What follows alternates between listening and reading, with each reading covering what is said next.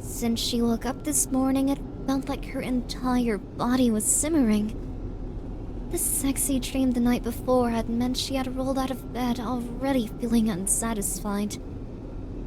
Now, the feeling of her fingertips on her skin made her shiver with such a chaste, innocuous touch as getting her hair out of her face. She wanted more. As another woman finished drying her hands a few sinks down, she wondered what it would feel like for her hands to be someone else's. Would the other woman be as gentle as I am? She wondered. I hope she wouldn't. She hoped that the casually dressed woman with soft curves would push her firmly against the sink in front of her with manicured fingers and would lean in so close that her warm breath took up all the air. She glanced over at the woman who looked back and smiled at her, unaware of the things that she wanted before she tossed a paper towel into the garbage and swept out the door.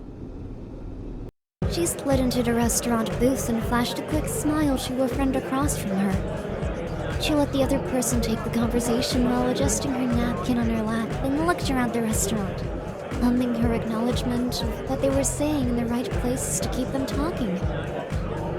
I've heard this story before, was her first thought before her gaze fell on a man at the bar, tall and broad-shouldered, drinking something in a glass tumbler while he chatted to the bartender.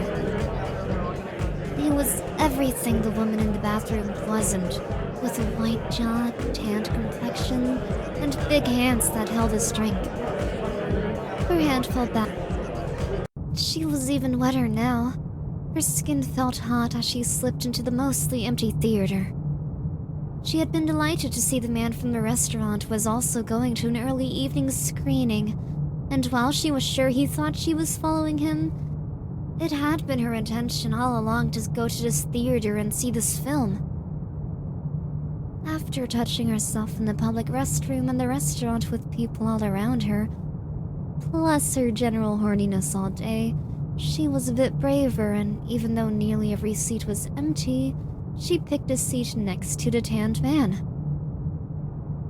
They were barely through the trailers when she felt his hand skim up her arm. It tingled the whole way up, and she turned slightly, so her body was closer to facing him. They didn't speak to each other after that, and both turned back to the movie, flushed and breathing harder. I'm going to have to see this movie again, she thought as she smoothed down her hair and tucked it back behind her ears. She took a drink of her soda and settled back to watch the pair on screen.